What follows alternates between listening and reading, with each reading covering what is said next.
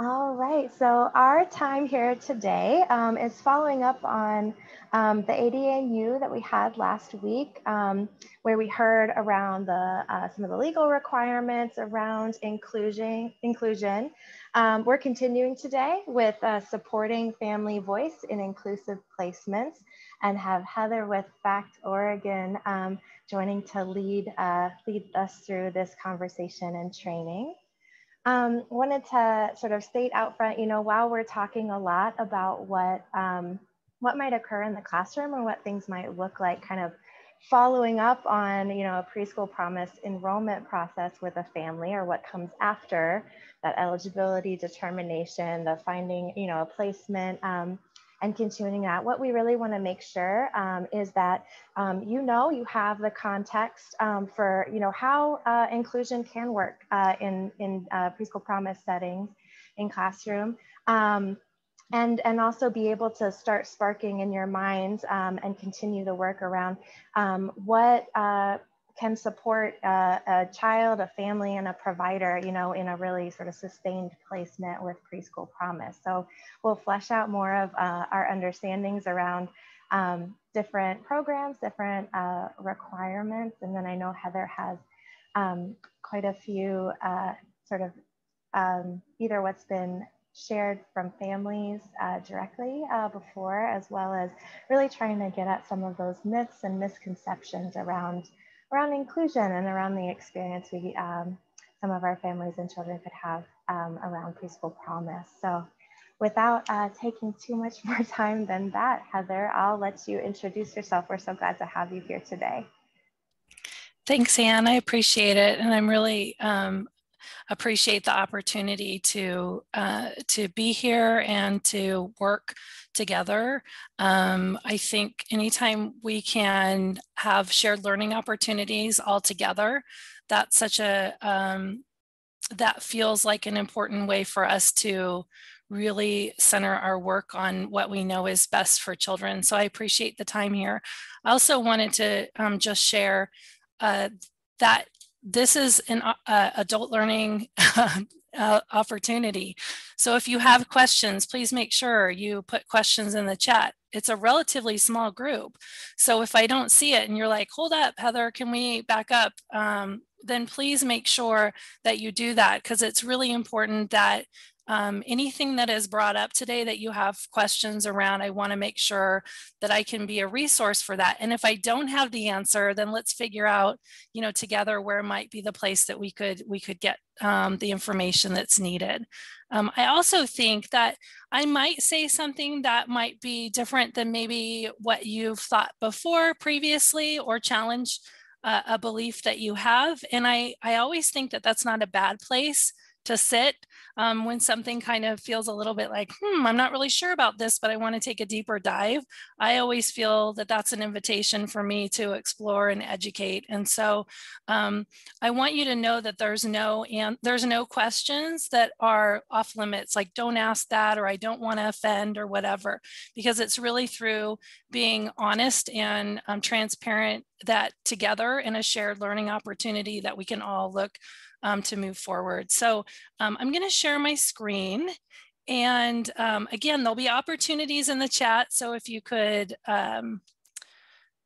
use that whenever you want to, and then if I don't see it, just call me out. So here, let me move this so you don't have to see there we go. So I'm with FACT Oregon, and I'm just going to, how many of you are familiar with FACT Oregon? Yeah, either raise your hand, or you can also, there's reactions at the bottom you can raise. So it looks like a few people. Awesome. Okay. So let me just share a little bit more about what we do at FACT. So every single state has what's called a PTI, or a Parent Training and Information, that is funded through the Office of Special Education. So federal funding through the Office of Special Education to support families that have children who experience disability. And it's really to ensure parents of children with disabilities have access to resources, information, and training. We work with families, infants, toddlers, children, and youth with disabilities, We help parents participate effectively in their children's education and development, and then partner with professionals and policymakers in order to improve outcomes for all children with disabilities. And so that's one piece that's important to know about FACT. The other thing I'll share with you is that all of the people that work for FACT that work directly with families are all parents who have children who experience disability and are currently or have been navigating what that looks like within special education, or it could be 504, accessing community preschools. And so we all have that lived experience of really it being by families for families. The wonderful thing to also know is that we're not actually just for families. I would tell you that professionals call me all the time to say like, hey, this is going on. Can we kind of brainstorm and figure out how this might look? I need a family perspective, or what does this look like in relation to special education? So I want to encourage you to see us as a resource, because we're happy to be, because ultimately all of us working together, has greater outcomes with that shared learning. So what really brings me here? So this is my family, and who brings me here really is my son, Noah, who's in the pictures here. So I'm a program coordinator for FACT Oregon. Previously, before I started working for FACT, I actually was a middle school and high school teacher for many years, and really felt like I understood special education in that role, like felt pretty solid about it. And then went to my son's transition to kindergarten meeting and realized like, oh, wow, I may not totally understand this in the same way that I thought that I did. And it really was that sort of shared love for education and for being a teacher, paired with my experience as a parent, where this role is a really good fit for me. And I really appreciate the work that I get to do. Also, I was reflecting on the fact that my son accessed special education services, early childhood special education. And what I remember is he was diagnosed a little bit late with autism at the age of 4. We had actually accessed community preschool settings with varying degrees of success. What I can tell you is that when he received the diagnosis, what we were told was that, oh, that means now you need to get your education, your preschool somewhere else, that you need to now be attending, another place. And so we advocated to stay at his community preschool without any supports, because the preschool teacher said, please don't. He's the same boy that he was the day before the diagnosis is after. Please keep him here. And we did for like 2 days. And then the rest of the time he was received his services somewhere else, not in a community preschool and not in an inclusive setting. Now I know, but I didn't at the time. And so, and that's one of the key things you'll probably hear from me is that, he was successful in his community preschool. He was really successful. And so I think there's lots of myths and misunderstandings around what that can look like. So I'm happy to be able to share my experience, but more also family's experience, but talk about what would high quality inclusion really look like.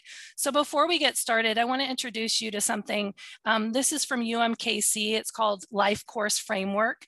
And it's a tool that is used not just for people who experience disability, although it primarily came out of that, as a way to think about trajectory. And so if you're not familiar with what trajectory means, that just basically means like, what is the vision or the North Star, or what do you envision that your child's life will look like, or what do you envision that your life will look like? So we're going to use this to just do a little activity using the chat box. I want you to think about, and now I know that with my work, you think I might be talking specifically about children who experience disability, but I'm not with this question. When you think of a preschooler that would be applying for preschool promise, in terms of understanding trajectory and a vision for the child's future, what do you want and what do you not want? And the reason why I'm not separating those out right now is that every single person on here is different. So I consider myself a little bit Pollyanna, but honestly, it's a lot easier for me to identify what I don't want. And so I just want, in terms of thinking about a preschooler, maybe it was your own child when they were in preschool. Maybe it's, preschoolers in general, but I want you to, in the chat, either add, or you could add both. What is something you would want for a child? And what is something that you don't want? And so let's just take a second to use the chat. If the chat is not something that feels comfortable for you, then please feel free to just unmute and share it out. So I see sense of belonging for one, love for learning, curiosity, bilingual, bicultural, social engagement, acceptance, making friends. Oh, I can't even, they're amazing. Don't want to be shamed for behavior, feeling competent. These are great. Sense of accomplishment. Support system needed. Partnership with parents. Ready for kindergarten and future learning. Yep. Doesn't want to be singled out or feel unwelcome. 100%. Yeah, these are amazing. Accommodations based on needs. Safe and confident. Yeah. Thank you. Please continue to put them in if you have more you want to add to that. Culture reflected in teachers and materials. Oh, yes, yes. Excellent. So those are, I want really, in terms of grounding and thinking about when we're talking about preschoolers coming in, I would imagine we're all feeling the same, right? In terms of what we want and what we don't want for kids. So I want to show you that this actually, everything you said kind of framed up with what families tell us, which is, right? That they want friends, that they want to be included and belong, that they don't want to feel isolated or lonely, right? And then what are some of the activities? And this was just things that I thought about for my son. What I knew is that I wanted him to have play dates with friends. I wanted him to have, be surrounded by family, go to the park. And then as we're heading into, right, school age, classmates and sleepovers and camps and the dance or whatever it is, in terms of thinking about what trajectory looks like. And the reality is that what we know is that when children have those early learning opportunities to be included and supported with their peers, then they begin to develop what we call an inclusive resume, right? They begin to have those experiences of being with their peers, those opportunity to learn from their other kids in their class, right? To make friendships. So instead of, not being invited to the birthday party, right? Because they are maybe isolated or they're not engaged with their peers, there's more opportunities to access community. There's more opportunities to make friends with peers. And in fact, it's not just like, this sounds great. And yes, Heather, oh, warm, fuzzy. And the reality is that research actually supports that too, that we see greater outcomes for our children when they are included and included with the support that they need in order to be successful, which I saw somebody called out on here. Okay. And so let's take a look at what actually, not only is this like nice and we would all love this, but the reality is that according to the Department of Education and Health and Human Services, this is specifically what they say about high quality inclusion. All young children with disabilities should have access to inclusive, high quality early childhood programs where they're provided with individualized and appropriate support in meeting high expectations. Children with disabilities and their families continue to face significant barriers to accessing inclusive, high quality early childhood programs.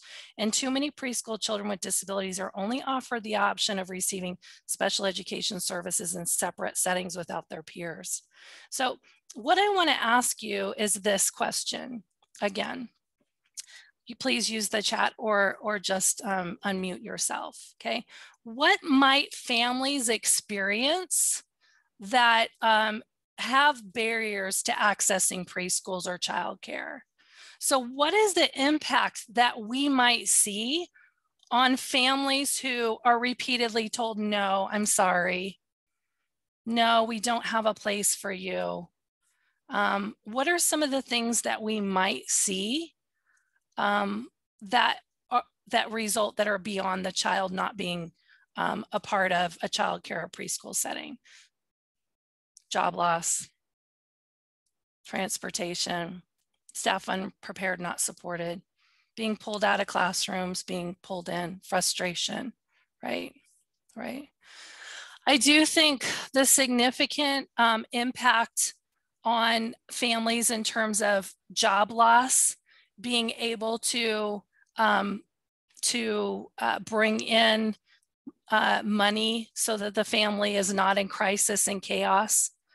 That I see inconsistency on their right. Okay, so all of those pieces on how that may directly impact the family is that we frequently will see families in crisis.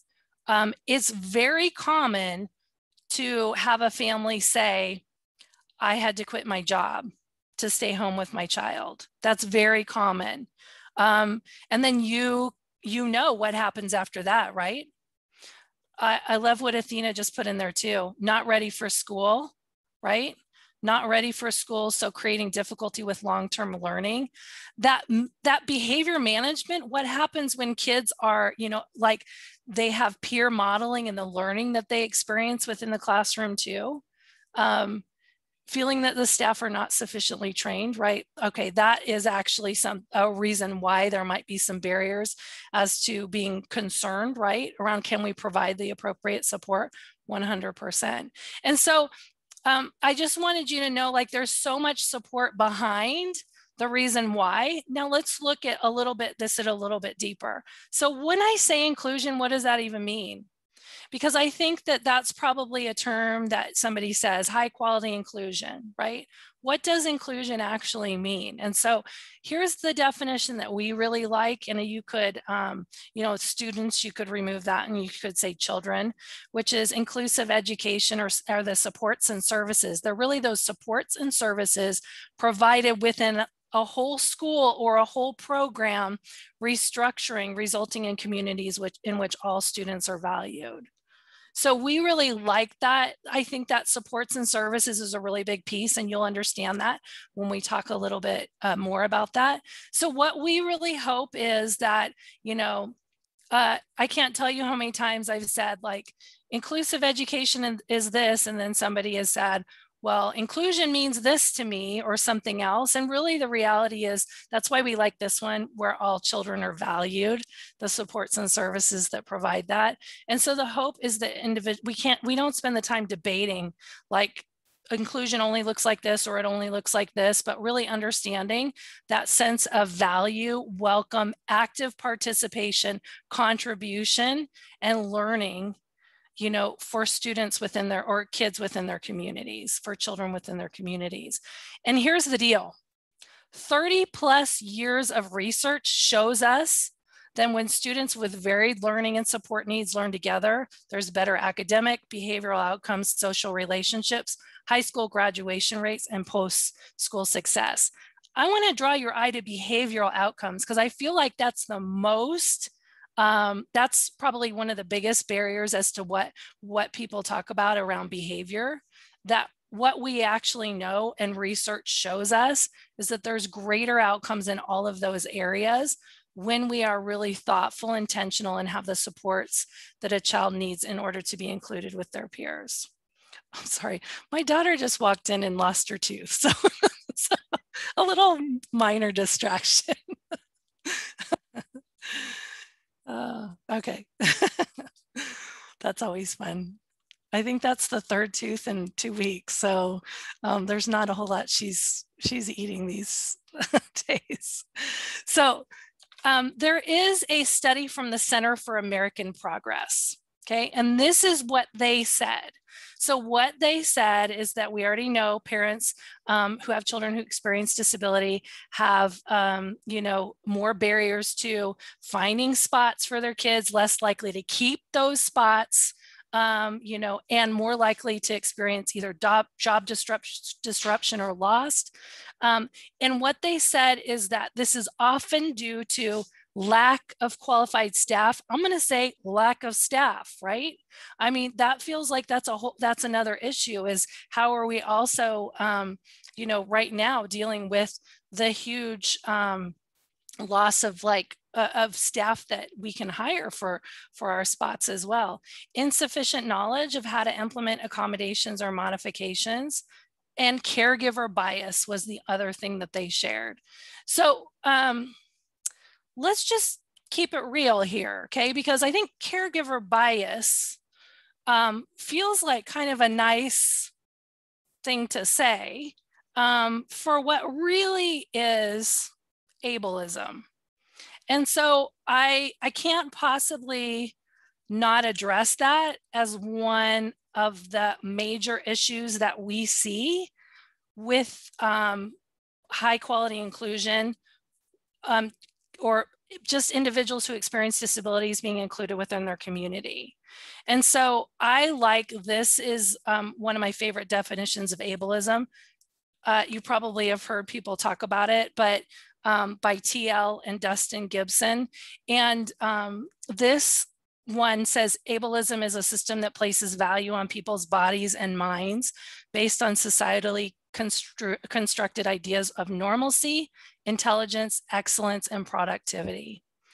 And the reality is that what I frequently hear is that child has X, put any disability within there. We will not be able to have them here because we're not equipped to do that.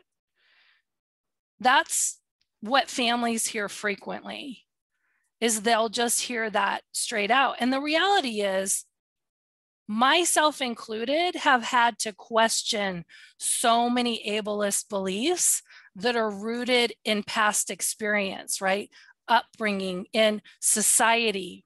I'm just to totally make sure that you all understand. I remember sitting in Partners in Policy Making, having been a teacher for about 12 years.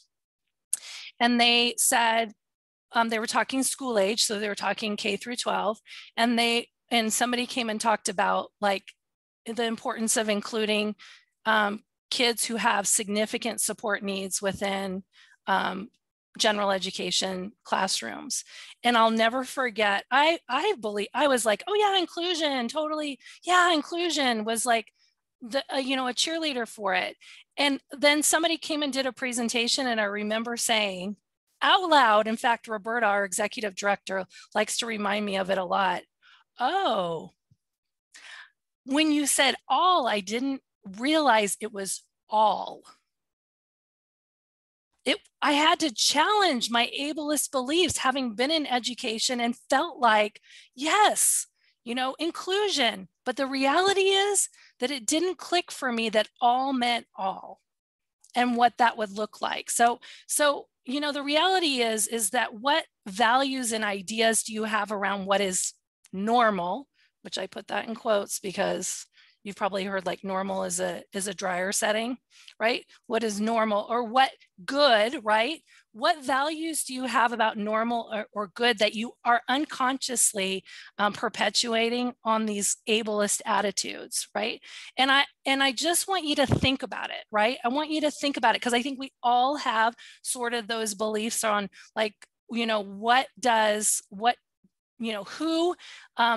who should be included, right? Who should not be included, and why or why not. And it's all really rooted. There's a great podcast that talks about ableism and racism, the roots of the same tree. And I'm happy to put, the dryer side. I'm happy to put the podcast in there if you're interested in taking a deeper dive. I know that it can be challenging, but what I know is that the more that I do this work, the more that I see what this looks like calling out ableism is such an important part of this process. And so with that in mind, I want to share with you a quote from a family that I think really, for me, solidifies this. Now, keep in mind trajectory and what we talked about, because this mom is specifically talking about trajectory. And I want to read it because I want you to hear what she had to say. Programs advertise that they are inclusive of all children, regardless of ability. They tell me specifically in emails or on the phone that they are inclusive. Then when they learn more about the support needs of my children, they make excuses about staffing or funding or how my children will have a detrimental effect on other children in the program. This is the part. I desperately want to change the trajectory of their lives so that they do not spend all of their time in school hidden away in segregated classrooms. I'm already weary because I can't find a preschool program that will accept them and support them. And I mean, it gives me chills reading it. And here's another thing I want to share with you about this family, and they've allowed me to share it. She also has a daughter that is in a self-contained program and does not have access to peers. And she wants something different. She wants something different for two young boys. And so is staffing an issue? Yes. Is funding an issue? 100%, right? I'm not going to say anything about the other one being detrimental to the effect of other children in the program, because if we have the correct supports in place, that does not, you know what I mean? I think there's a lot we can do around that. But is there accuracy to lack of training, not having support in order to be successful? 100%. We want everyone who's working with kids to have tools in their tool belt, right? So that they can feel equipped and supported in order to make sure that there's greater access and there's support and their kids are thriving within their program, right? We're on the same page about that, right? I mean, that I will always advocate for whatever my teacher, my childcare provider needs in order to support my son. I will always advocate for that. And guess why? So that my son's successful, greater outcomes for him. I mean, it sounds kind of selfish, but the reality is we want to make sure everyone gets what they need in order to be successful. And that's where that partnership and coming together and working together is really important. So let's talk a little bit more about what families are sharing with us. So a lot of times what families are telling us, and trust me, like, well, this may not be new information to you, I'm sure it's not, but that they're either told that their child can't attend but not given a reason, or they're just like being on a string. Like nobody's getting back to them, nobody's saying no, nobody is. It's like, if we just don't address it, maybe family will just go away, right? Being told that the staff doesn't have the training to support their child, legitimate, but that's a lot of times what families are being told. Also, this is a huge misconception that I will address today. Being told that your preschool is not here in community. Your preschool is a self-contained classroom through your early childhood special education. So a lot of times will have community partners that will say to me like, oh, well, they don't have to worry about it because they have an IFSP. They have special education services. That's not their preschool, and that's not their preschool setting. And so that's a really important thing to remember, or that we have kids that are being kicked out of multiple preschool settings and or childcare settings. So prior to kindergarten, think about what that does to a child. Constantly being, kicked out and not, or going from place to place. So let's talk a little bit. Here's where now you kind of understand. Here's the background. This is what families have shared. with us. This is what families are experiencing. I would imagine that you're like, yes, Heather, we know this. This is something that Melinda shared with us as well. What I want to share with you a little bit now is what are some of the things to know about what are some of families' rights, right? So that we all have the same understanding around it. So I want to just show you federal law and education rights, this pyramid, and I'm really focusing on the bottom and I'm focusing on the very top because I think this is where we have the most misconceptions. So if you look at the very bottom, you're going to see ADA, or the Americans with Disabilities Act. Okay, that's one of the areas that Melinda probably talked about last week when we're talking about ADA, where we're talking about Title III. And so that's really that civil rights law that prohibits discrimination. And we'll look at that closely in the next slide. And then we have IDEA at the top. So you see the Individuals with Disabilities Education Act. This doesn't mean that like one supersedes the other or that like, you know what I mean? It just is just to show, I'm gonna not, ESSA is when when kids become school age. And then we have 504, but for IDEA, so that's students that are eligible for special education and they have the protection of all the laws that are on the pyramid. So that means they have the protection of ADA and if they were eligible for special education, then they would have the protections afforded to them under IDEA. I think there is confusion about those two. And so that's where I want to just get a little bit of clarification with the understanding that I believe that there was conversation probably with Melinda around, what are some of the things in terms of your enrollment and pieces about that you might be kind of swimming around in your head. So that's what I want to talk with you a little bit about today. We're going to start out with ADA. And the reason why we're starting out with ADA because you may have families that are applying that haven't indicated anything on their sheet. They may have special education services and they may choose to share that with you. They may have they may have an IFSP and choose not to disclose it to you in the application process. They may have not any eligibility for special education, but might have a need for evaluation, right? So there's a variety of different ways that families might be coming in. You might accept a family in enrollment and then identify that they have an IFSP afterward. You might have a family come in and realize they have a disability, but they don't have special education services at that point. And so, I mean, how confusing, like for all of you on here, I'm just thinking coordinated enrollment, like, wow, that's a lot of different things to navigate and figure out with the understanding that we want everyone to have information and support that they need in order to truly support a child within their program, right? That's vital. So what I want you to think about is this: the ADA requires, and we're talking about Title III, public accommodation, requires that child care providers not discriminate against persons with disabilities on the basis of disability. And I'm going to talk about myths and stereotypes first, because this is really common. Oh, your child has Down syndrome. What might you conjure in your mind around what a child with Down syndrome might need?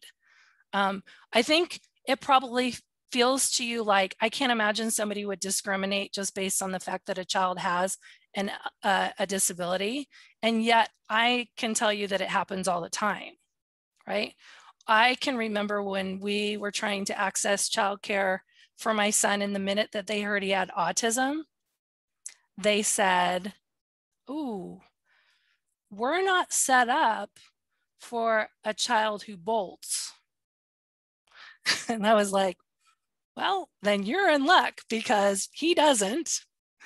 And not every kid with autism does. You know what I mean? And so there are some stereotypes that we all have. And so instead of really like the label or the disability, how can we ensure that we're making decisions based on truly what we know around what a child might need in order to be successful.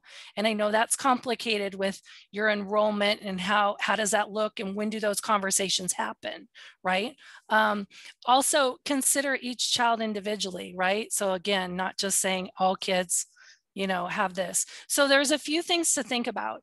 You have to look at accommodations. What accommodations could be put in place in order to support the child within the preschool promise classroom, right?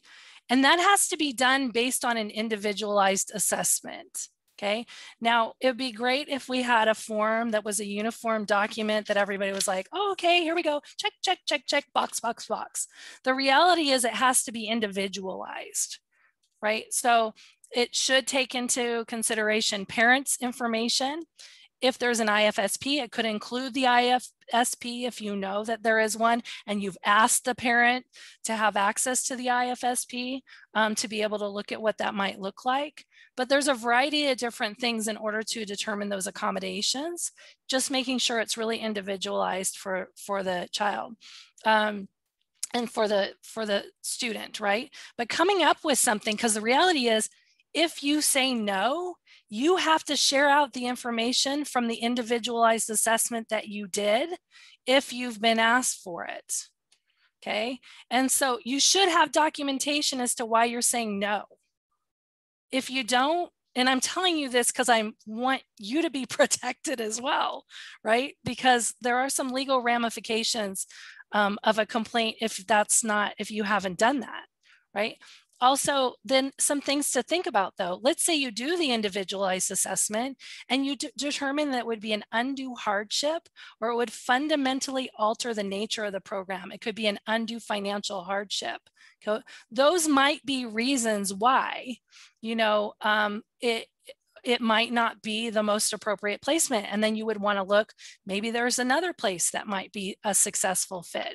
But it's all based on that individualized assessment. So you shouldn't just say like, hey, that would fundamentally alter the nature of our program, so it's a hard no. You know what I mean? You have to actually go through the process of an assessment to determine why that is. The reason why I'm sharing that with you is because it feels like there's misinformation around those two pieces, because guess what? Even if a child has an IFSP or special education, it doesn't mean it's going to be pushed into your preschool promise classroom.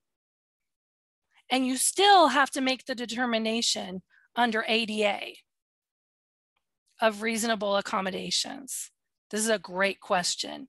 How does timing come into play from an enrollment perspective? Yeah, I mean, yeah, actually in the second one I am going to talk about in a second.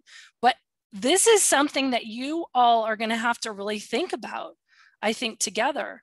So the question is, because I just think every single one of you are thinking about this, how does timing come into play from an enrollment perspective in terms of when a child starts in a program and when they get assessed and receive individualized supports? So I'm just about to talk about IDEA, and that might also help with the mix. It's going to have to be something that you're, as in enrollment, you're going to have to think about what this looks like, because what we don't want is we don't want exclusionary practices in the form of the application, right? So I actually had somebody say, you know, like, well, I mean, wouldn't we just automatically assume they wouldn't be supported if early childhood special education is not going to push it in? No. You still have the child and the family still has rights under ADA, whether or not you receive supports and services from early childhood special education. Now, let's be honest. In a perfect world, what would I want to see? What would we all want to see? How amazing would it be to have that really seamless partnership between preschool promise and early childhood special education that recognizes, just to let you know, Oregon Department of Education did research within the past couple of years, and inclusive placements are less than 50% for children who experience disability. And guess the two places they determined you had the most chance of being included: Head Start, Preschool Promise. Okay, so how amazing would it be for us to say, like, we recognize that it probably is, we can be like this model for what it could look like. So all I can tell you is this: I would be careful about exclusionary questions during enrollment, right? If it's perceived that it is somehow going to be a discrimination because a child experiences disability, then I would be worried about that. After a child has been accepted, I mean, how could you create a robust, collaborative community coming together in order to identify what a child may need to be successful and what supports could be included in order for that to happen?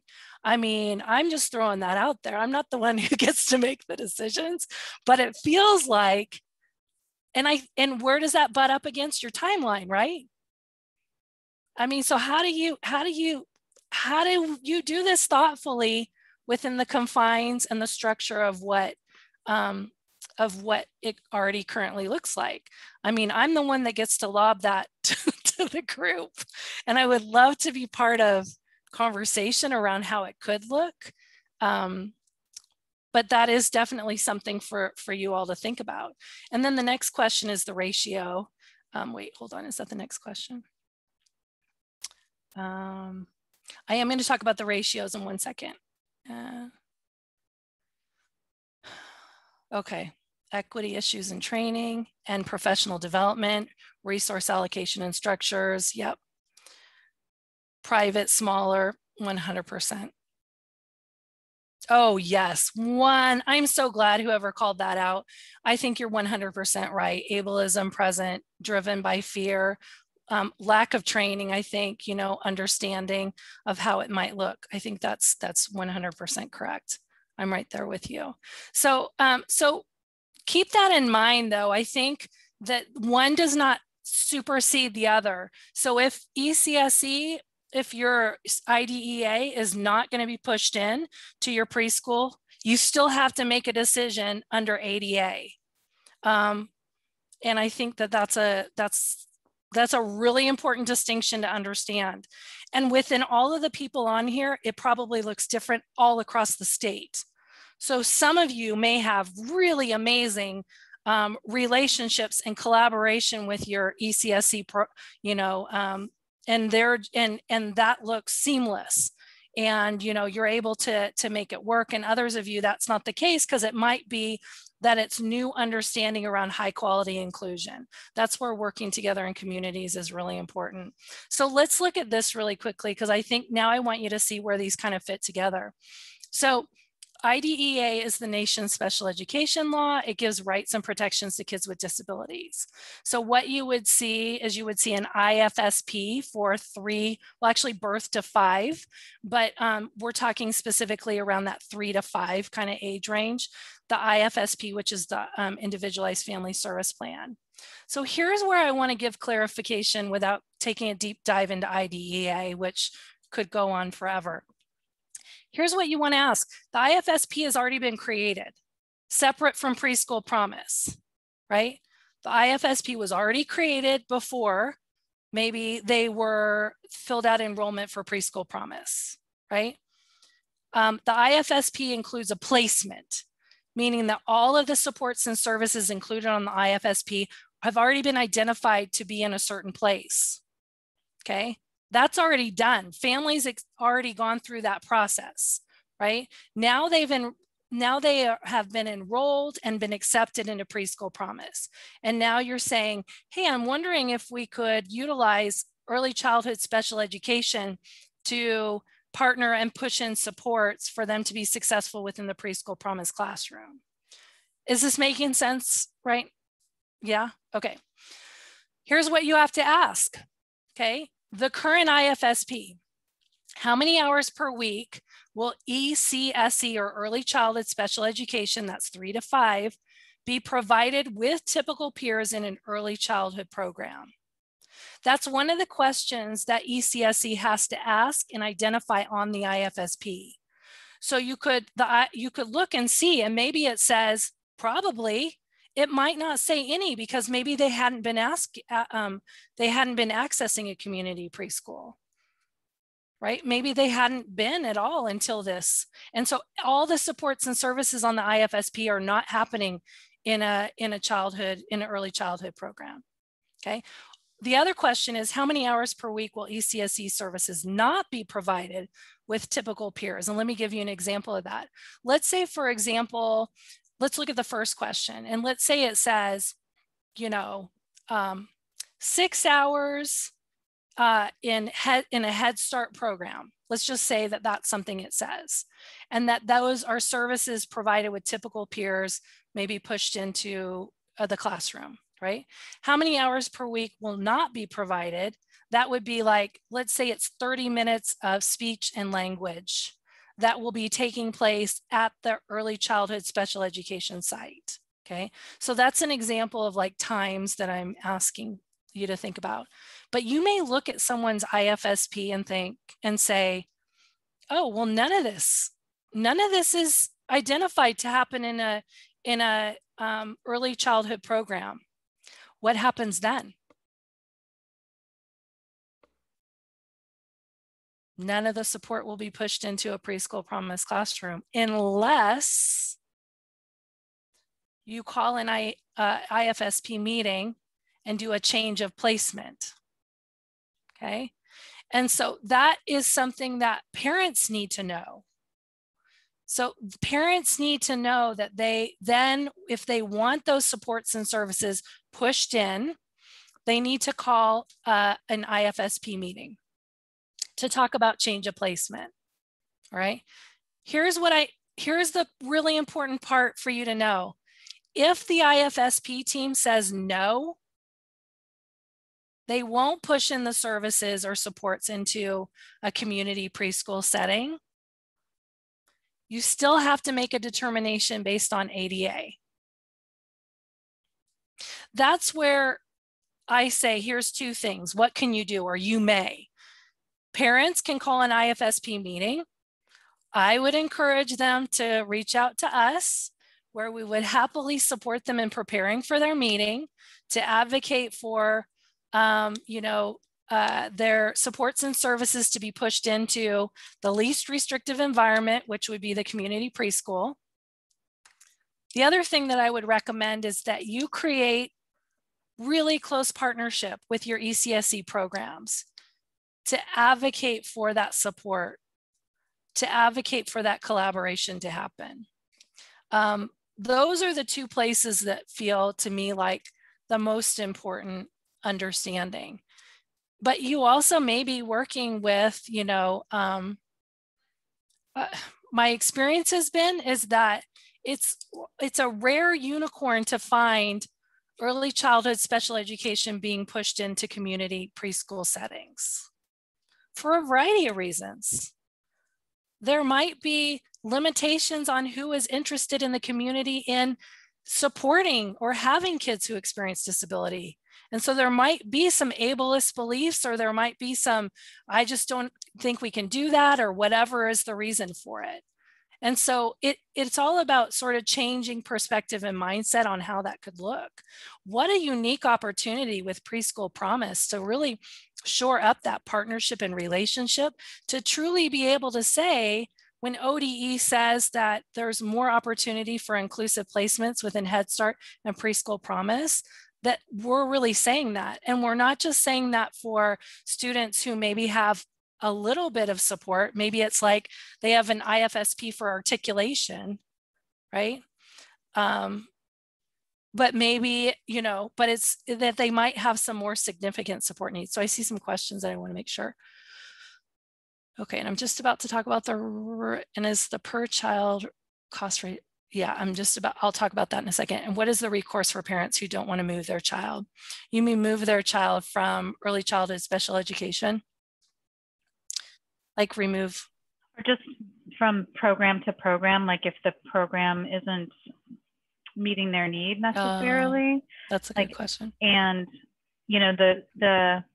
the ECSE specialist may recommend that because there might be a better program that could help their child or support them better. And the parent's like, no, this is going to be my kid's elementary school, or I don't want to drive my kid across town for whatever reason. Like, I think we've run into that issue where it's just tricky to help support that provider and the family at the same time, because all of a sudden they're butting heads and the parents like, I'm not leaving.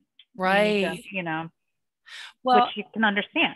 Totally. And that's what I was going to say. I mean, I always have my parent hat on, which is if I'm really thinking about high quality inclusion and I'm thinking of my trajectory, and I know that these are going to be the same kids that are going to be going to, going to be going to school with me, then yeah, that part I can kind of understand. I also understand, wanting to make sure that there's supports. And I think just like school age and kindergarten, and we always look at neighborhood first. So we always look at, that where will they be with their peers that might impact, being engaged and learning down the road. Also, special education is a service, not a place.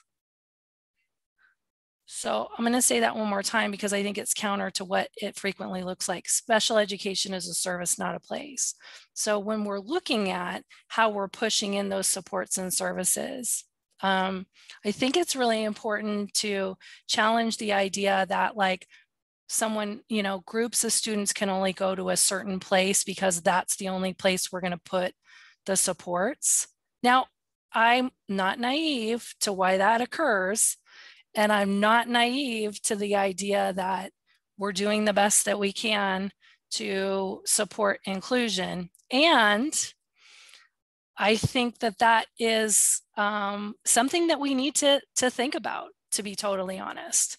Would we ask a child who didn't experience disability to move?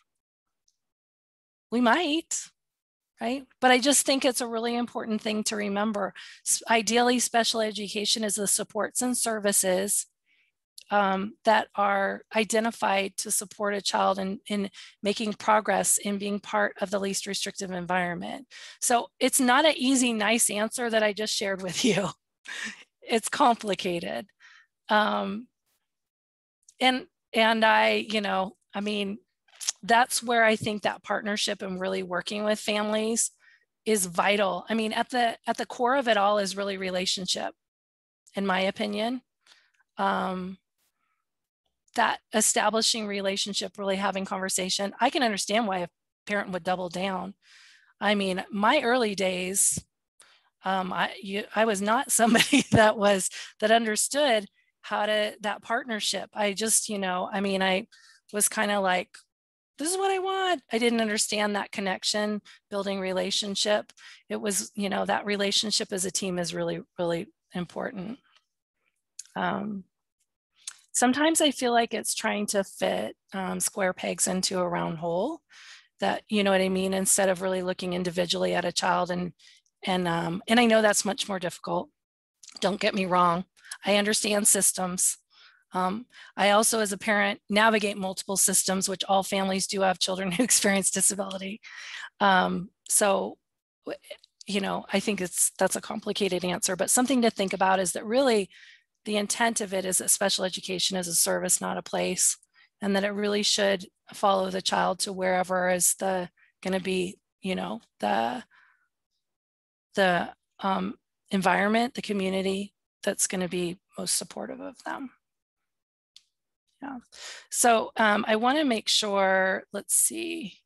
I want to make sure that, because I've said least restrictive environment now like 10 times maybe, and I just want to make sure everyone understands what that means. So under IDEA, least restrictive environment just means to the maximum extent appropriate. Children with disabilities are educated with children who are not. It's a really strong call out that just supports that, again, those supplementary aids and services should follow a child within whatever setting. So what that looks like in birth to 3 would be natural environments. Where would children be of the same age who didn't experience a disability?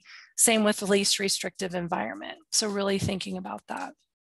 And then I want to get to this part because this is what I've been asked.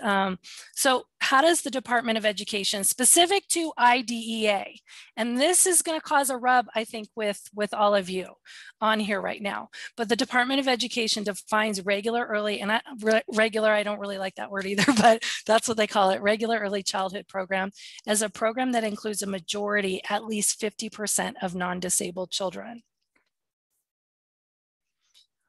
So I'm going to let that sit a little bit, because if you're looking at early childhood special education and you're wondering about what do they define as an inclusive program, it's 50%. I'm not sure. So that's, I will just put that there. So if you're looking at a child through early childhood special education's placement being pushed into an inclusive placement, one of the questions they're going to ask is whether or not that placement is an inclusive placement based on the majority, 50%. Heather, I have a question about that. Yeah. Curious about kids with IFSPs that are limited to like speech language support, that, you know, in every other way, that kiddo is a typically developing peer. Right. But because of the IFSP, you know, accompaniment with that kiddo, it may kick a ratio into more than 50% of kids with IFSPs, even though behaviorally, socially, developmentally, other than maybe speech or something else sort of in that realm, is sort of not that impactful in the classroom. And so just how does that work with the technically versus practically? That's a really, really great question, because the reality is that usually those are the students who are frequently included within community preschools, right? And so if we're looking at ratios, and we're looking at, you know, students who receive like the mid or high support through early childhood special education, they would be least likely to be included. And so that's a great question. So I guess what I'm thinking, and I don't know because I would need to find out more information, but I think that's a really great question, is it that there is a slot through early childhood special education that's been purchased specifically for their child, or that the speech and language is pushed in? So is it a placement option that is identified in their IFSP, and they are receiving their supports and services, even if it's consultation model, right, into a community preschool setting? Then yes, that would be included in that 50%. And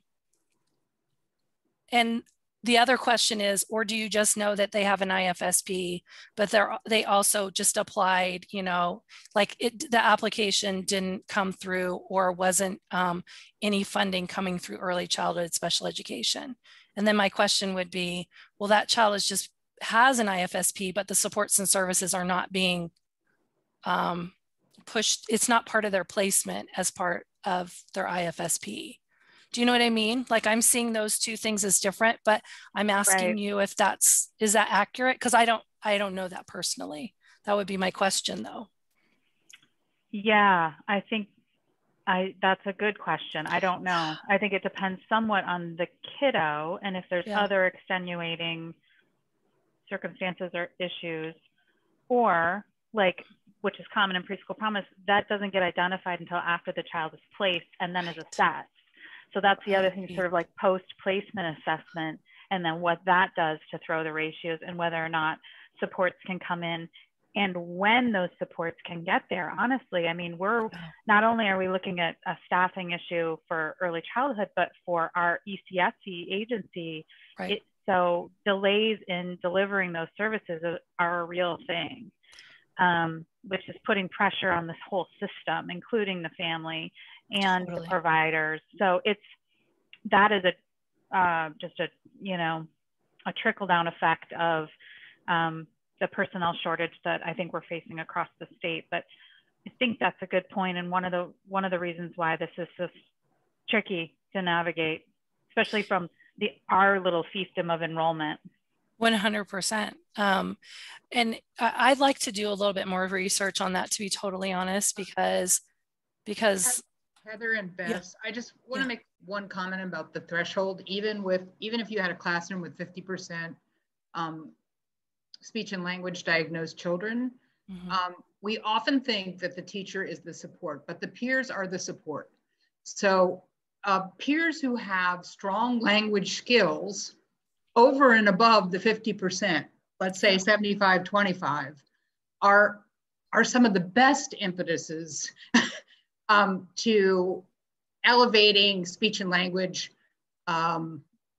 capacity for children who are struggling with that. So I think I've heard that, well, it's only speech and language. So it's okay if it's higher, but actually we're doing a disservice to the child and the parent's trajectory of why they want them in that inclusive classroom, and the peer-to-peer language modeling that happens. I mean, classes, particularly if you're dealing with other vulnerable families in a program that are already on a lower level of speech and language because of lack of exposure, maybe not with an IFSP. So I just want us to take that into account. The benefits of inclusive classrooms, regardless of the diagnosed disability. The peer-to-peer learning is as important as anything that the adults can do. 100%. I totally agree. Thank you, Leslie. Totally appreciate that. So it sounds like obviously we have some more questions or things we need to seek out in terms of what this looks like. Because I don't think what we want to do is that we want to create, we don't want to, well, I would imagine burnout would be significantly high if what we're doing is that we are creating classrooms that don't have a balance. Do you know what I mean? That peer modeling, I think, is so vital. And so it sounds like there's some problem solving, and it's where I think more than ever that conversations that can happen in partnership to be able to sort of brainstorm or solve some of those pieces, maybe not solve, maybe just come to some shared understanding of how complicated it is and what we can do different. And Bess, I think to your point too, around how long eligibility takes as well, right?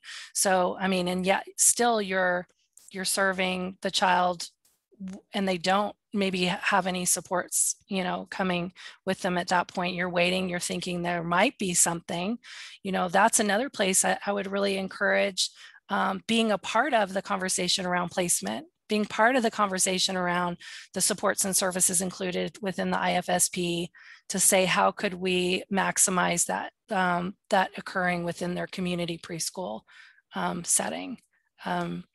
That has its own staffing. I totally understand. But I mean, you know, as much as we can kind of move forward and figure out what that might look like.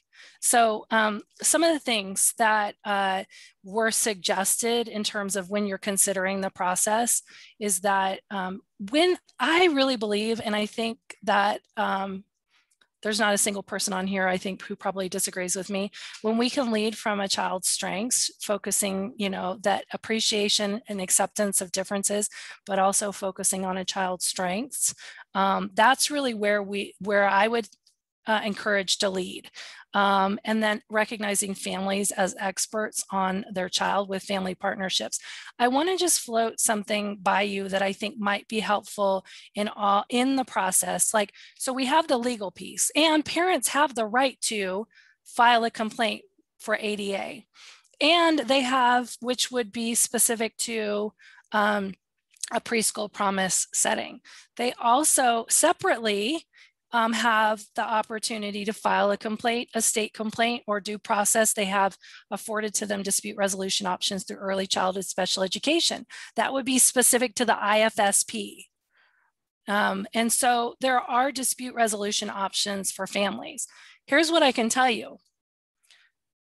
They are very, there's privilege to file a complaint.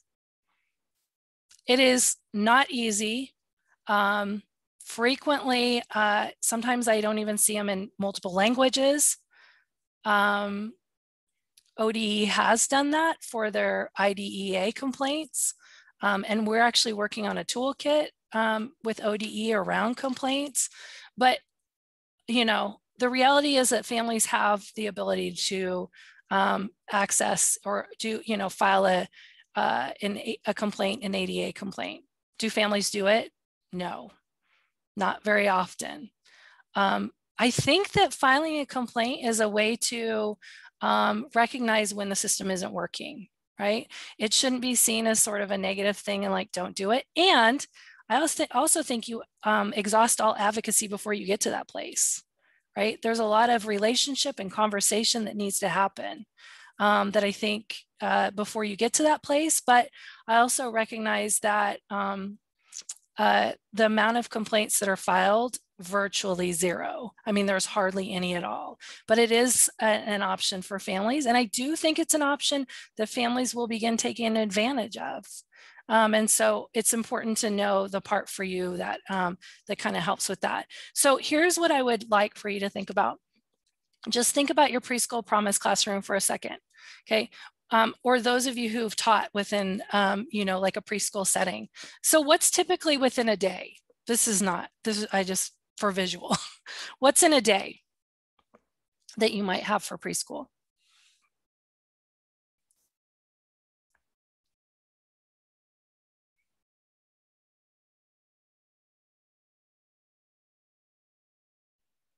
So like circle time? Yeah, circle time. Great. What else might you see in a preschool? Outside time. Outside time. Mm-hmm. Snack. Snack time, right? So some of the things you see on here, like arrival, right? You might have a process or procedure for arrival. So this is what I'm gonna encourage you to think about. I just said that we lead with student strengths, right? And everything I've said has been that it's very individualized. There's an individualized assessment for ADA, right? The IEP is individualized in terms of the supports and services that a child might need. When you're trying to decide, or maybe it's that first conversation after, you know, somebody has gone through enrollment or and been accepted, what is the number one support need that is frequently asked for? If a child experiences disability or maybe has some support needs, more complicated support needs, number one thing that's asked for.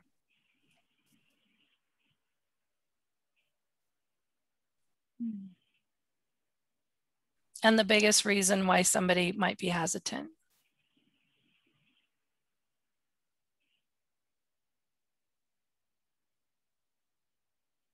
One-on-one support. Yep.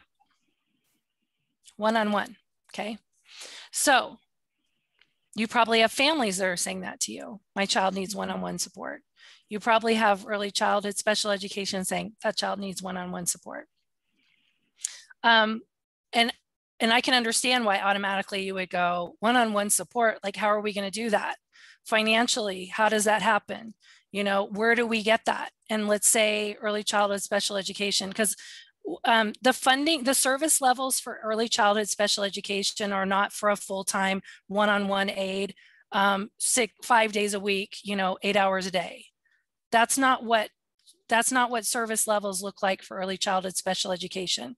It's the supports and services. So, so I want you to think about it this way, and this is a great conversation to have with families, is to say, well, let's look at what a schedule looks like for preschool promise, okay?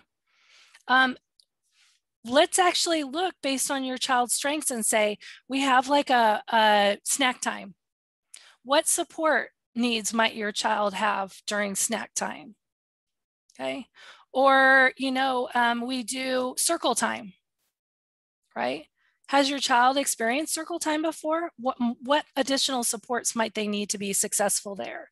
I would really encourage you that the minute that you hear a one-on-one from either a family or anyone, that you actually individually dive in to what that actually means.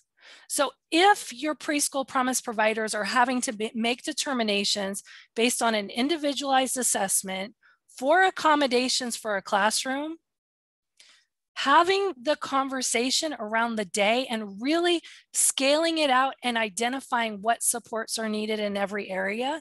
Because my experience is the majority of kids do not need a one-on-one aid. Some do. And then we advocate for that. But most of them do not need a one-on-one. They might need sections of their day where they need more support. And then how can we either look at what we are able to do with those reasonable accommodations, or how do we look at a placement meeting with some additional supports through early childhood special education? But I really want to challenge the notion that we frequently have around a child experiences this disability. It looks like they have more significant support needs. They must need this. We already have staffing issues, right? And I just don't think, who wants a Velcro aid next to them? To Leslie's point, we want them engaging with peers that can model, learning. And so if, I want to throw that out there because it might be a part of what you think about what that conversation looks like. That first initial conversation might look like. And you might be actually, or whoever is part of the team might be thinking about facilitating that you might be facilitating that conversation with the family, to say, okay, well, let's really look at what a day looks like. Where might be the places what does a one-on-one tell you anyway around the individual supports that a child might need? You're still going to have to identify, even with a one-on-one, where are the places where they might need, more support than others. And so I just want to throw that out there because I think that's probably the biggest barrier that I hear. Whether they have, actually, that's actually good for all kids, right? Because you might have kids coming in that don't have any identification at all, and still talking about what a child might need to be successful, I just think is good for all kids. Now, where does that, again, I'm throwing that out there with the understanding that you have timelines, that you have, requirements that might be butting up against that robust conversation. And so then the question is, well, how do we begin to have those meaningful conversations? Where does that fit within the timeline of how you are currently set up? Any thoughts on that?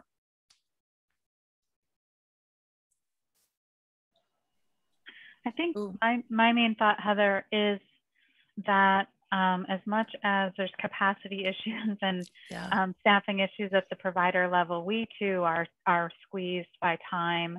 Yeah. And as much as I would love to sit with a family as long as they need and talk through some of this stuff and really dive into their IFSP, we're processing hundreds of applications to get kids placed in a really short period of time. Mm-hmm. And the reality is we just don't have the time to chase down documents or to even chase down families when we're just trying to get them placed. And I think to a point that you made earlier, the other piece of that is that we prioritize kids with special needs, knowing that they have greater barriers to getting into community preschool placements. And so our ratios tend to be higher anyway, because we're prioritizing those kids for placement and they're getting placed. And so then we're running up against providers that are coming back to us and saying, don't have the staff, don't have the time, don't have the training. And so then we're working with, and eligibility is taking time. Like it feels like a system that is starting to implode on itself a little bit because everybody is pressed, and there isn't great seamless open communication mechanisms between the systems, right? The ECSE, the ELD, the hubs, and the parents. And so I find that that is our greatest barrier to successfully placing kids and getting them what they need and helping them get on and stay on that trajectory, because so many parts of that system can fail at any time, and nobody's got the capacity to really support families, I think, in the way that they deserve. So I hear you 100%. I really do. And, I also think about, like, if there is a way to front load, that information, we might see greater outcomes, on the other side, 100%. And what I will share with you is that we do have capacity to work directly with families. And so I'd love for you to see you meaning us. Fact. Okay. So great. I'd love for you to see us as a resource that, it'd be wonderful to be able to say, like, for me to be able to talk with a family about saying, okay, let's talk about what those support needs look like. Or you've got a placement meeting coming up, and, let's go ahead and prepare your one-page profile that's about your child's strengths, gifts, and capacities, what works and what doesn't work. Let's talk about your vision for the future and what that looks like, so that you can share that with your team. What would that look like to ensure that your supports and services to the maximum extent are pushed into your community preschool setting? So that's, I guess best what I would say is that we love to support families in that way. The reality is that we want this to be successful as well, you know what I mean? And we would love to partner. And I think anyone who's ever worked with us before could probably, say, like, that what we really want is to build capacity, collaboration, and partnership within community. And it really is, so that is an area that we could work with families on, if that's helpful. Because I fully understand me, coming here and saying, oh yeah, do this or do that. But the reality is that is what we do. That's our role, is to support families. And so I hope you can see us as a resource for that. Okay. We're now asking families for permission to talk with their child service corps. Yes. Yep. And that's all timely, right? Because that also affects your timeline as well. Calling a placement meeting, getting the IFSP team together. And like I said, we can help families prepare for their meeting, and so that they know, what, in a proactive way. So we're happy to do that. Okay. So asking for permission up front. Yeah. So I like the idea of asking for permission up front. Yeah. Yeah. I think it's a fine balance, right? I think you probably heard from Melinda last week around, being careful around your questions that you ask and making sure that they're not exclusionary. Totally agree with that, 100%. And then, after that application process, and once somebody is in, how do we quickly begin to get the information that we need? And so I'm not familiar with all of your process and how that works or your requirements about it, but I do really like the idea of, that it's information that's needed in order for the child to be successful. Of course, a family has the ability to share it or not. That's their that's their choice. But it's, again, beginning to build relationship and saying, we want to do what we can to support this to be successful. I think building that relationship, again, hard to do when you have so many people to contact. And so a few things just as considerations. I really do think as much as there can be shared learning and collaboration and partnership, we will always advocate for that at FACT Oregon. We want this to be successful, and so we will advocate for partnership and collaboration between preschool promise and early childhood, early intervention, early childhood special education, increased access to training for high quality inclusive placements, or increased access to it, and whatever training and support is needed. Because we're really committed to supporting whatever this looks like for families. So what I want you to think about, and we've already done this next piece, so I think I'm probably going to skip it because I want to be able to ask, well, let me skip to the next one. Okay, so how does this, I want this to just sit with you for a second, and I want you to think about how this might inform what your current process looks like. The reason why is that I believe that you all are a wealth of information, and the shared understanding or the shared process of how you each are doing things. I love the ability that you can all sort of support each other or help each other understand about, how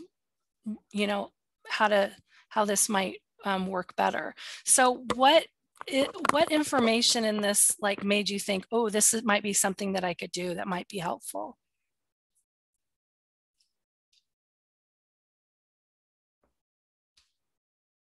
Or did I just frustrate you even more? That's fair.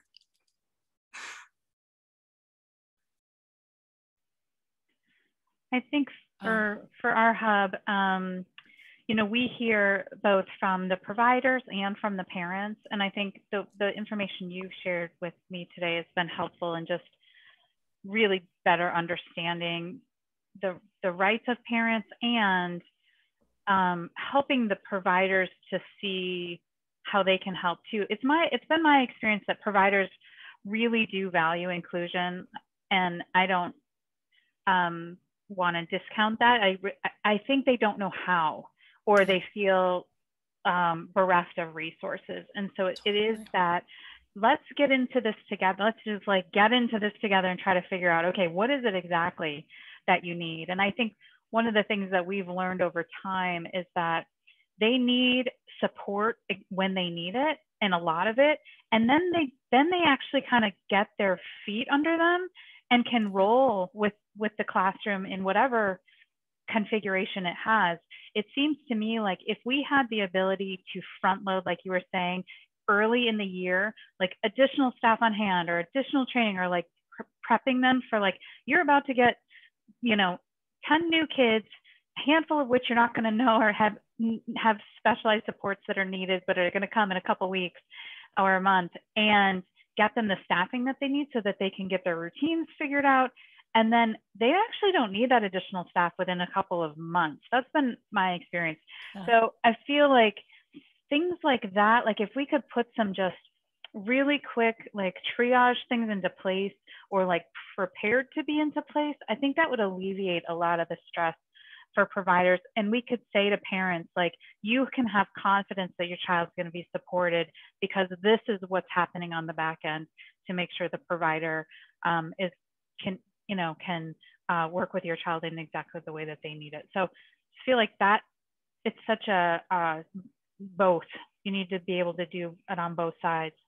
That I just appreciate the depth of information here. It's helped me think about it in a different way. And the centering of the trajectory is helpful, because I think that's a common place we can come together and really work toward really what, getting that kiddo up the mountain. So thanks, Heather. Thank you. It makes me think also, as you were saying that, we do a training around one-page profiles, which is, if you've seen a one-page profile before, I think they're really powerful. And I wonder, even partnering with providers to do, a training either directly to families who maybe are, whose children are coming in, that then the providers could see, and even parents might have a new understanding of their child's strengths, gifts, and capacities, and what works and what doesn't work. But there might be a way to help, really be able to look at what supports, looking at a child in maybe a different way, you know what I mean? As part of that, somebody put transition teams. I kind of love that idea at the beginning. So, you know, if you're thinking outside the box, or there's ways that somehow we can support any of that engagement, or even if it's letting providers know they can always contact us as well, you know, to have conversation around what it might look like, we're happy to do whatever we can to help. Yeah. Anything else that you have on your mind?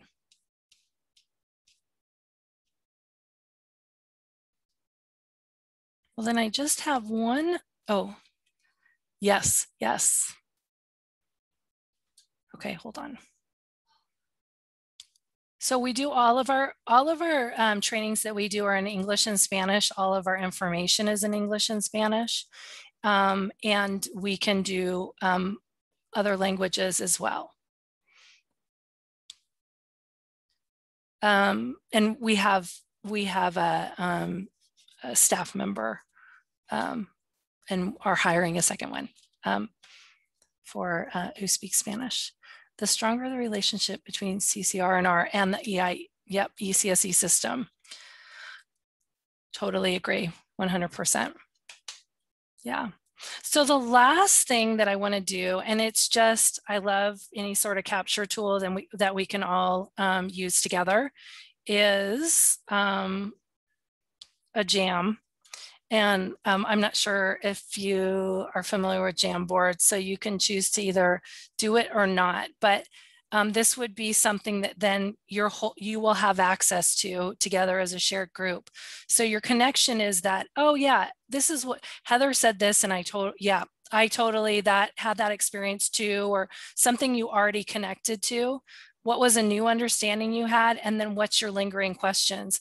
I'm really interested in the lingering questions and you all having access to it, because it serves as a place then for you to maybe think about as a group what those next pieces are in terms of what additional understandings you might have. So I'm actually going to stop share.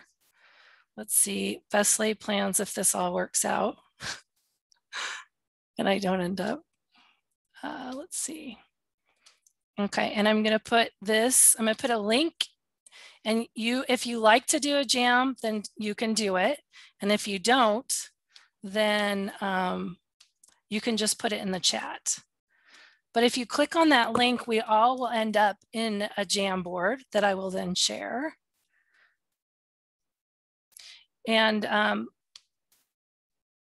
you don't have to do all of them if there's one thing that just stands out for you. So if you see up here in the corner, I already made sticky notes. You could do your own. This is only if you don't know how to use a sticky note. And you just take it, you click on here, and you can edit it and put in your own information. Okay, but let's see what you might. And if you don't want to use that, you could use the chat. And you can drag them wherever. If you're new to doing a jam, that's okay. Have fun with it.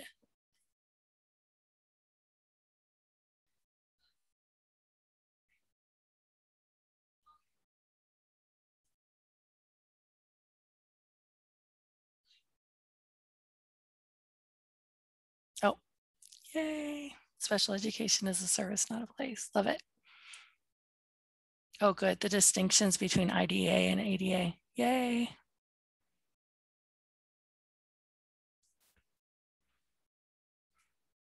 If you don't want to use those two, you can always use sticky notes at the side, and you can change the colors if you want to.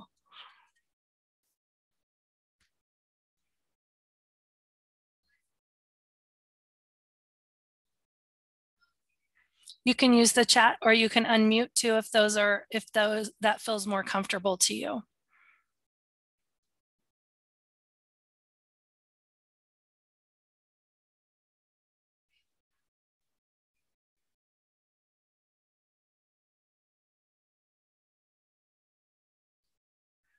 Okay. So a lingering question, curious if the ELD will utilize FACT or otherwise offer PSP providers training in this area, and what supports are offered by ELD for providers for inclusive practices? Great question. And to state, I also appreciate this Jamboard to continue to come back to too. So yeah, that's why I love it. So you will have access to it. All of you will continue to have access to it and continue to work in it. Do we continue placing children without thought to their IFSP, or do we need to identify it before placement? That's a really good question. I think that you have to be really careful about that, considering that a placement, pulling together a placement meeting can actually take a really long time. And so if you're waiting for, it shouldn't take a long time, but sometimes to get everyone together, it can take some time. And so you're just going to want to think really clearly about that. Because let's say you're waiting for the IFSP, and then the IFSP, the meeting happens, and the IFSP team determines that they're not going to push in any supports into the preschool promise classroom. That doesn't mean that the child is not eligible for preschool promise. You still then would make the decision based on ADA with the individualized assessment for there. So I'm hesitant to, I would be worried about saying, wait, we won't do anything until you have a placement meeting for your IFSP. That could seem discriminatory based on disability. So just be careful about that. Ultimately, you would want to have conversation as early as possible and look at what that looks like. Again, I feel like that's also relationship with your ECSE provider as well. Because if you could come up with a really great, seamless conversation the minute you know that a child is enrolling or not, has been accepted after enrollment. Does the ELD subscribe to the 50% ratio for classroom composition? Yeah. I knew that was going to be a... Oh, thank you. Oh yeah, one-page profiles, I feel like they're a game changer, to be honest. I know that my son now is 15, FYI, he's going to turn 16, studying for his permit test, and he now uses, he does his own one-page profile, but it looks like a resume. Talk about trajectory, huh? I mean, honestly, it's pretty amazing. I would have never thought, back in the day, sort of believed a lot of the things I was told about what he wouldn't do. By the way, he's in the other room and he actually approves everything that I'm allowed to say. I don't ever share anything without running it by him first. So I have a feeling he's listening in at the door.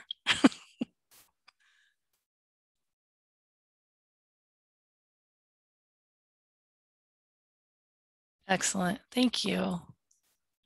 Let's see.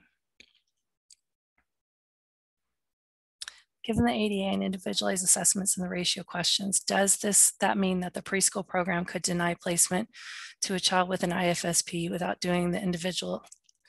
Yeah, the 50% is actually related to IDEA, and in terms of their what their placement says for a community, like an inclusive setting or a preschool setting. So I think you have to keep them separate. You have to really think about like that is their requirement. I know that that's what I've heard from preschool providers where I live is that if I look at my ratios right now, is the 50% that would be part of the conversation as part of IDEA and early childhood special education, like where do those fit together? Because that's specific to the placement conversations with IDEA. So you kind of almost have to like really understand in keeping those separate. While they can interplay, the reality is that IDEA is still IDEA and ADA has requirements under ADA. And then obviously you have guidance too, you know, and so you're obviously going to have to look at ELD, your guidance for preschool promise, and say, where does it fit with also the recognition of the 2 federal laws?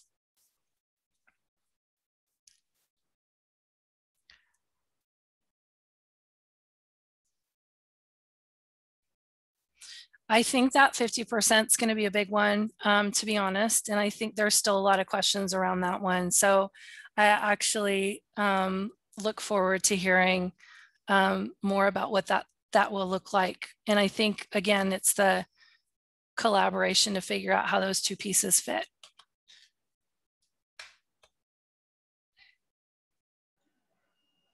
Heather, would you mind talking about the one around who's responsible for the individualized assessment? I think, is it the provider? Is it coordinated enrollment staff? Is it a open question to figure out in community?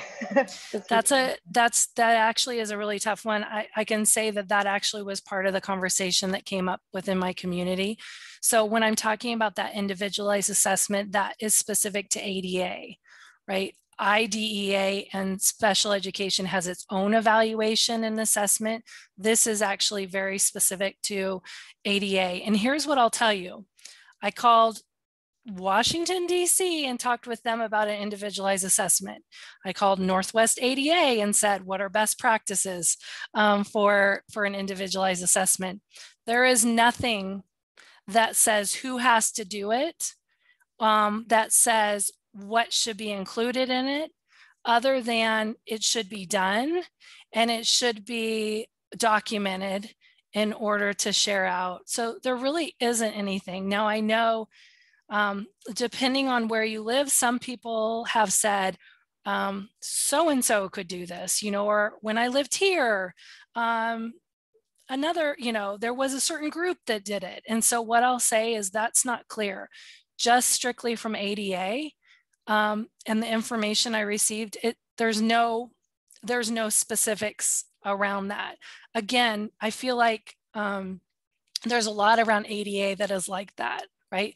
That's not, it's kind of like LRE to me, where it says supports and services. Give me a list of what the supports and services are. Well, there's not. So same thing, federal law.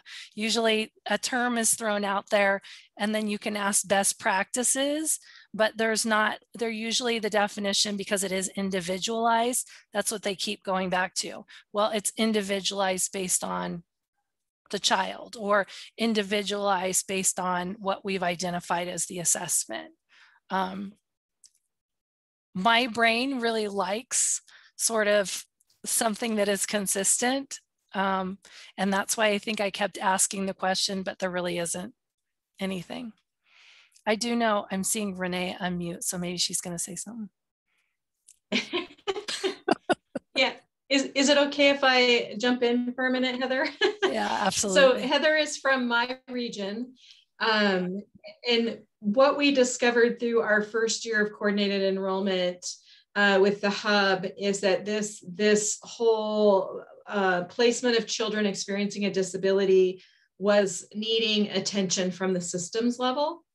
And so for the last couple of months, we have been convening our partners, both some of our preschool promise providers who are experiencing this issue in real time. Like, we would like to say yes to this child. We don't think we have the resources to support them. What do we do? Help.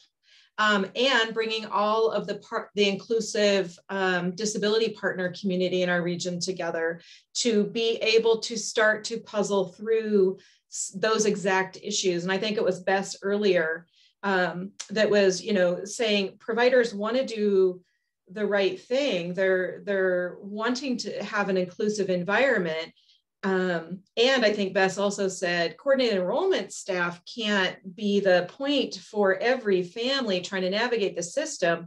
And so what we're doing as a region is bringing all of those actors together and starting to identify roles and responsibilities, but really starting with common education, just like what Heather's presenting today, with the idea that the process isn't fully formed, but that's what hubs do. Hubs improve system processes. And so that's the effort that our region is traveling right now. And I'll continue to bring our progress forward to the other hubs as we make progress, because this is a critical issue, and it takes all of the partners together to really put a system in place where everyone understands their role and their responsibility and can point to the process and say, I see myself in it and I can guide a family through it, or I can guide a program through it. So that's my 2 cents. Thanks. I didn't want to call you out. I wasn't sure if you wanted to say anything. You know, when I talk about partnership, it really is born out of the fact that I've been really fortunate to work with the partners in my my region, and I do think Renee is a great resource if you want to talk about what that looks like within your own community, because it's been powerful to just recognize what we know and what we don't know, and then work together to figure out you know, how to learn together and how to maybe, you know, do something different in partnership. So, yeah. We actually also work with CCNR and the ESD, identifying like concerns or issues around the practices followed by some of the preschool promise providers, so that we can partner with them to address them. That's excellent.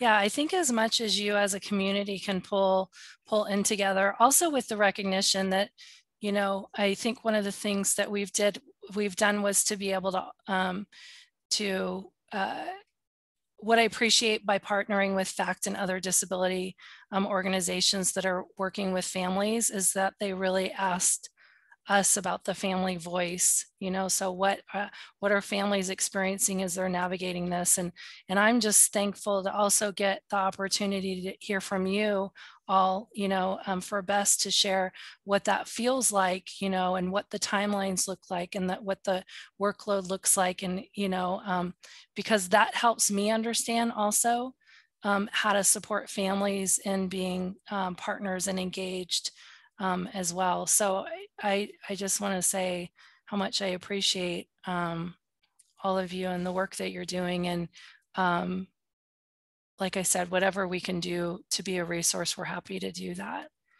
I'd like to give you, I know we're getting short on time, but if anyone has any questions for me, I see there's some more questions. Let me see.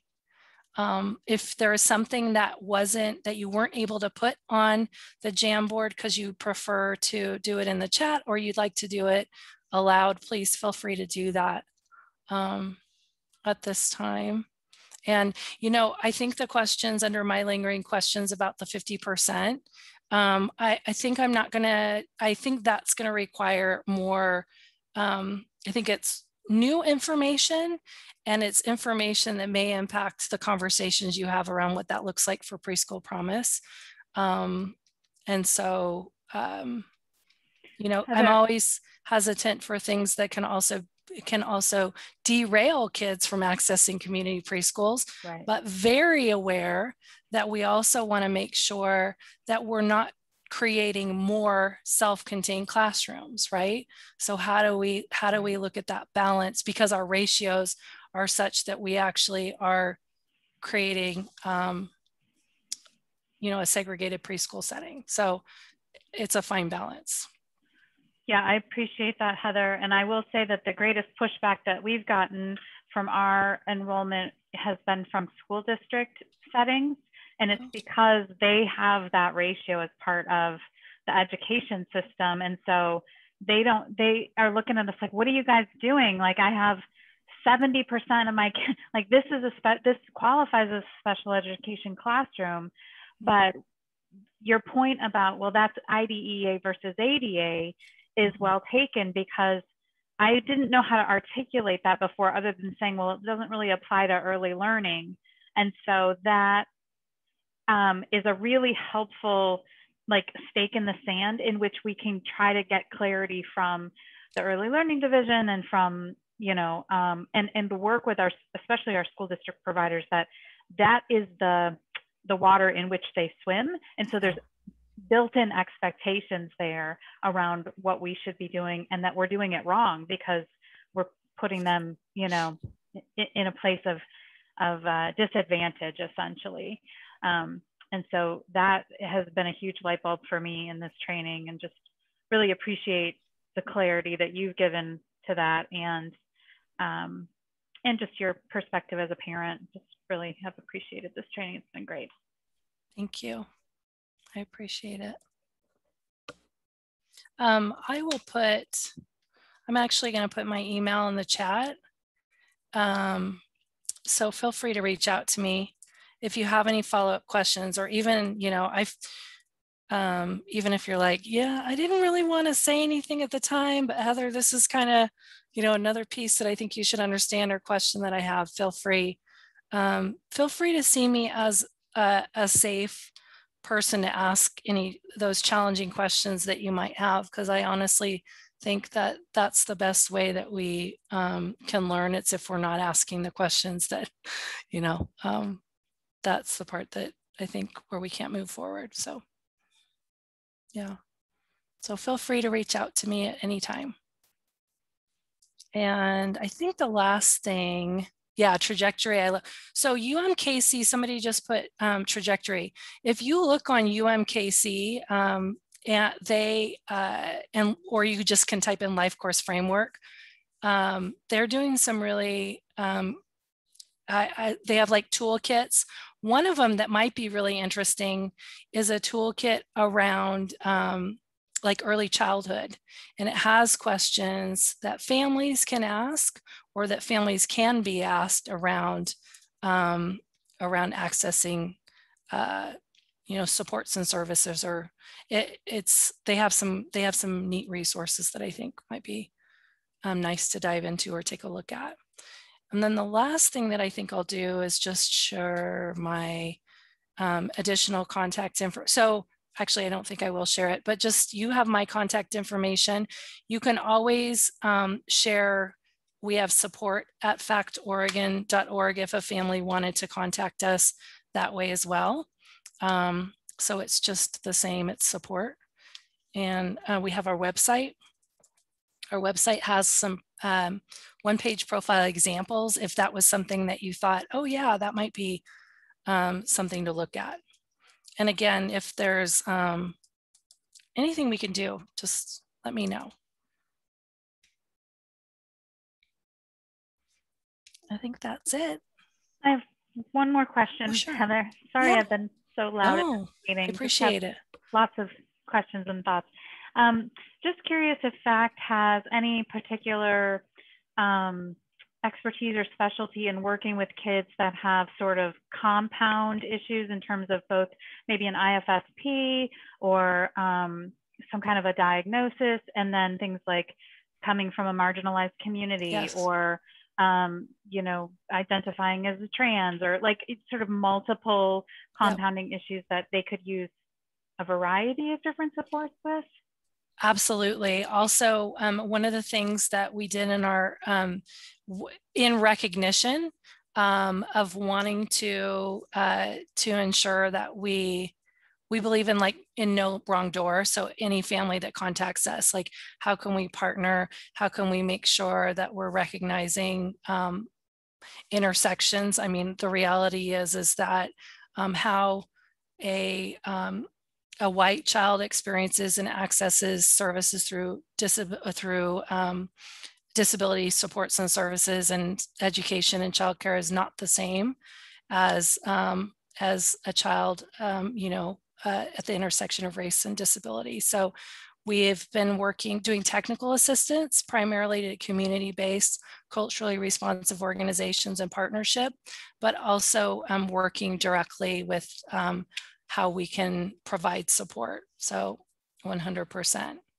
And, you know, some families might need a warm handoff as well. So also understanding that if they're, you know, that's something that can be helpful to maybe a provider has a relationship with a family and that feels safe, and they would not be wouldn't just cold call us to say, hey, we have some referrals that we can do and working directly that we're happy to do as well. Yeah.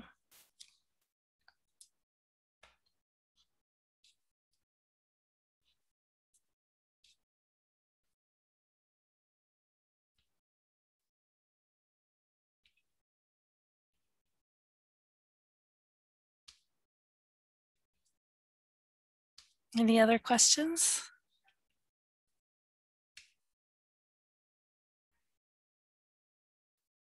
All right, well, I think that is all I have. Hopefully everybody's staying cool.